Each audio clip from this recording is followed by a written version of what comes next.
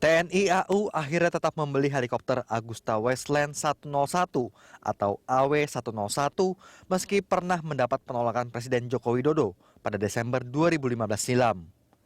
Menurut Kepala Staf TNI AU Marsikal Agus Supriyatna, pembelian helikopter tetap dilakukan karena Presiden Jokowi sebelumnya menolak pembelian helikopter AW101 untuk VVIP.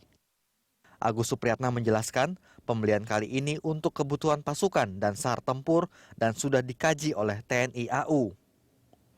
Namun rencana pembelian itu ditolak Komite Kebijakan Industri Pertahanan KKIP dengan alasan melanggar Undang-Undang Industri Pertahanan.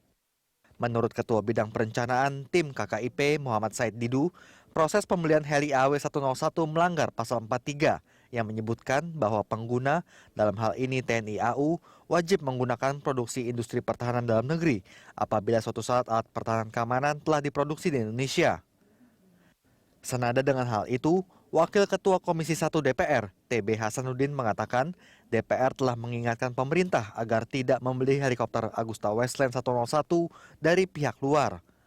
Hasanuddin bahkan mengatakan saran tersebut sudah disampaikan DPR kepada pemerintah sejak jauh hari. Berdasarkan Undang-Undang Nomor 16 Tahun 2012 tentang Industri Pertahanan Pasal 43 Ayat 5, pembelian alat pertahanan dari luar negeri baru memenuhi syarat bila industri pertahanan dalam negeri tak mampu menyediakan. Padahal, untuk spesifikasi yang menyerupai, TNI sebelumnya menggunakan kebutuhan angkutan pasukan tempur dengan helikopter EC-725 Super Puma Mark II yang diproduksi di dalam negeri. Tim Liputan Berita 1.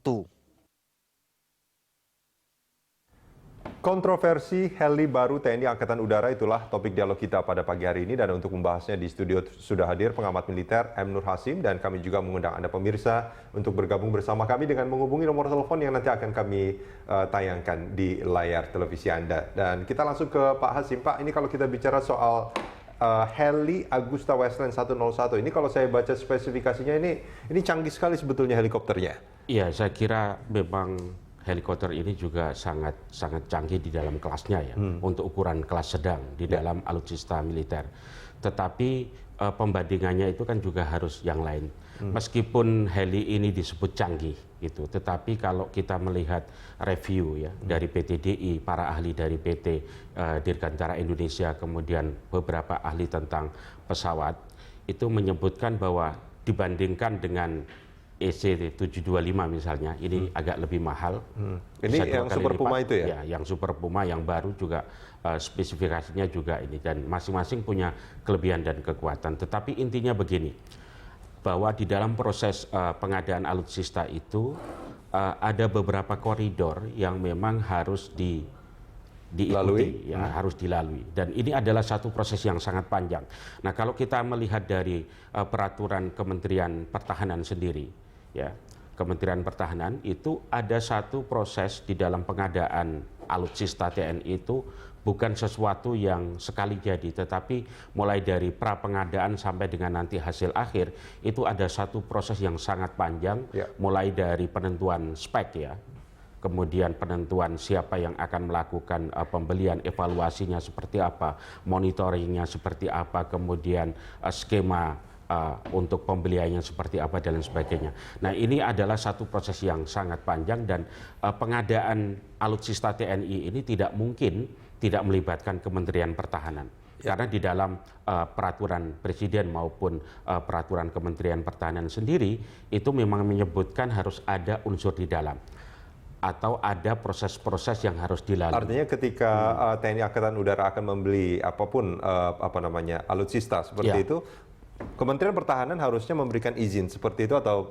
Jadi proses pembeliannya atau pengadaannya itu diatur dan sudah dibentuk, ada yang disebut sebagai organisasi induk di dalam proses pengadaan alutsista TNI. Nah, itu semuanya adalah melibatkan Kementerian Pertahanan yang kemudian juga user. Artinya kalau misalkan ini sudah dibeli, Kementerian Pertahanan sebetulnya juga terlibat dalam hal ini dong? Pasti tahu, pasti tahu, dan pasti terlibat di dalam prosesnya, karena Angkatan Udara tidak mungkin bisa membeli sendiri tanpa ada proses yang harus dilalui sesuai dengan peraturan Kementerian Pertahanan ya yang sudah berlaku. Pak Hasim, ini kalau kita melihat heli ini kan ini helinya canggih dan kalau kita lihat sebetulnya PT DI sebagai pabrikan apa namanya yang Indonesia itu belum pernah membuat ini dan artinya untuk heli jenis Agusta Westland kita belum punya kemampuan untuk membuat itu dan kalau apa namanya tidak punya kemampuan kalau menurut undang-undangnya kita boleh beli dari luar atau bagaimana? Ya, memang di dalam undang-undangnya untuk pengadaan alutsista ini itu ada 2 prinsip. Jadi ada beberapa prinsip yang harus dilalui, apakah harus ada komponen di dalam negeri atau komponen lokal atau harus murni semuanya unsur impor. Nah, ini memang tergantung. Kalau memang alutsista itu tidak bisa dibuat oleh Indonesia dengan spesifikasi atau spek yang sama, itu boleh melakukan impor secara langsung dan biasanya pembelian dari luar negeri itu mekanismenya adalah government to government atau G2G. Tetapi untuk spesifikasi jenis ini sebenarnya PT DI yang juga digunakan oleh negara-negara lain sudah memproduksi, ya. Meskipun itu kerjasamanya rakitan ya dengan Airbus yang disebut EC725 itu yang juga hampir mirip dan harganya juga lebih murah. Itu yang kemudian harganya lebih murahnya berapa? Sekitar terpaut antara 40 sampai dengan 50% dibandingkan dengan harga yang dengan spesifikasi yang sama, dengan spek yang sama, misalnya kecanggihannya harus seperti apa dan sebagainya. Kemudian dari review yang dipersoalkan pada bulan Oktober November 2015, kenapa harus beli ini AW101 dibandingkan kenapa tidak menggunakan Super Puma? Padahal selama ini kan Super Puma sudah digunakan oleh Angkatan Udara dan itu juga untuk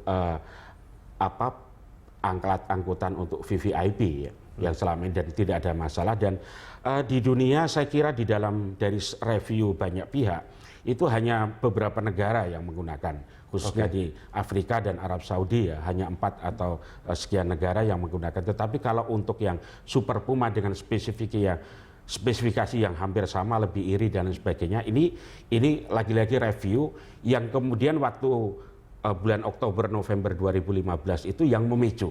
Nah, sebenarnya persoalannya bukan hanya soal harga murah atau kemudian soal apakah ada atau tidak komponen yang lain. Di dalam prinsip untuk pengadaan alutsista itu, saya kira apa yang dilakukan oleh Komite Kebijakan Industri Pertahanan itu menyebutkan di dalam beberapa undang-undang mengenai industri pertahanan itu menyebut bahwa memang harus ada komponen lokal, harus ada transfer of teknologi. Jadi transfer teknologinya seperti apa, kemudian maintenance-nya nanti seperti apa, kemudian apakah ada komponen lokal yang bisa dibuat. Nah, kalau di dalam negeri sudah ada. Nah, soal komponen dan transfer teknologi segala macamnya kita akan bahas di segmen berikut, Pak. Tapi sebelumnya saya pengen tanya, apakah memang kita butuh pesawat AW atau Agusta Westland 101 ini untuk? Iya, saya kira kalau kita melihat grand design ya, grand design yang baik itu yang dikeluarkan oleh Komite Kebijakan Industri Pertahanan maupun grand design yang ada di dalam postur pertahanan kita sampai dengan 2019 hingga 2029 itu memang penggantian alutsista ini memang dimungkinkan. Penggantian dibutuhkan memang pasti kan problemnya ada regenerasi. Spesifikasi seperti apa yang dibutuhkan untuk mengganti ini. Nah, itu ada beberapa hal atau ada beberapa faktor yang harus dilihat. Misalnya, apakah nanti maintenance-nya akan mudah? Apakah ada agreement atau perjanjian tertentu yang justru akan mempersulit Indonesia? Kita tahu misalnya dulu kita beli water cannon ya dari luar, dari Inggris dan lain sebagainya. Tetapi kemudian ada perjanjian-perjanjian bahwa ini tidak boleh digunakan misalnya dalam hal-hal tertentu. Misalnya untuk menghadapi huru-hara, menghadapi massa dan sebagainya. Nah, apakah perjanjian-perjanjian seperti ini juga perlu menjadi salah satu pertimbangan di dalam pengadaan alutsista, karena alutsista ini menjadi sesuatu yang penting bukan saja untuk ketahanan pertahanan Indonesia, tetapi juga sejauh mana sebenarnya kemampuan kita nanti ke depan akan berpengaruh terhadap lingkungan strategis. Dengan segala faktor itu tadi, apakah kita saat ini membutuhkan Agusta Westland 101? Kalau untuk peremajaan, ya Super Puma baik itu untuk VVIP dan lain sebagainya dan untuk alat angkut dan lain sebagainya, saya kira butuh. Untuk Super Puma? Untuk jenis yang seperti ini. Oke. Jadi apakah nanti pilihannya, apakah akan menggunakan AW atau akan menggunakan Super Puma, itu kan tergantung dari kebijakan yang diterima oleh Indonesia. Tetapi esensinya bahwa minimum essential force itu atau MEF2 itu adalah ada peremajaan postur pertahanan kita, karena postur pertahanan itu juga punya limit waktu. Iya. Dan Artinya kan gini, Pak Hasim, ketika kita peremajaan itu memang pasti perlu, Pasti gitu kan, perlu, teknologi itu pasti dibutuhkan, alutsista pasti perlu diremajakan. Nah, cuman pada saat kita mau merajakan kan ada pilihan-pilihan tuh. Iya, Ada betul. apakah kita dengan Super Puma yang sudah Iya. bisa kita hasilkan sendiri, maintenance-nya lebih mudah, harganya lebih murah, Iya. dan secara kecanggihan juga itu bisa terus mengikuti secara teknologi. Iya, saya Atau kira, kita membeli sebuah pesawat dari asing yang kita belum pernah pakai, ya. maintenance-nya juga masih Maintenance-nya kita juga akan sulit gitu ya. masih kita belum punya gitu. Nah, ini kan itu alternatif yang harus dipilih. Ya, Nah, memang pertimbangan-pertimbangannya saya kira kalau di dalam peraturan Kementerian Pertahanan itu sudah disebutkan ada efisiensi. Misalnya efisiensi itu bisa menyangkut dari segi jumlah harga. Oke. Kalau pilihannya spesifikasinya sama, harusnya idealnya secara logika kalau orang mau beli dengan spek yang sama, pilih yang lebih murah. Kalau dari pernyataan itu boleh nggak kalau saya katakan mestinya kita memakai Super Puma daripada Agusta Westland? Saya kira lebih bagus menggunakan Super Puma dibandingkan dengan AW. Kenapa? Karena Super Puma ini kita sudah menggunakannya sangat lama dan di dalam VVIP, Dan reliable. kemudian reliable, dan PTDI sudah punya kemampuan baik itu dari segi untuk pemeliharaan, untuk maintenance, kalau nanti terjadi mogok misalnya, ini dan lain sebagainya, alih teknologinya sudah Oke. ada dan unsur lokalnya juga sudah ada. Dan itu yang sebenarnya disampaikan di dalam atau diamanatkan oleh undang-undang. Pak Hasim, kita Ya. jeda sebentar. Kita akan lanjutkan ini di segmen berikut. Pemirsa jangan kemana-mana.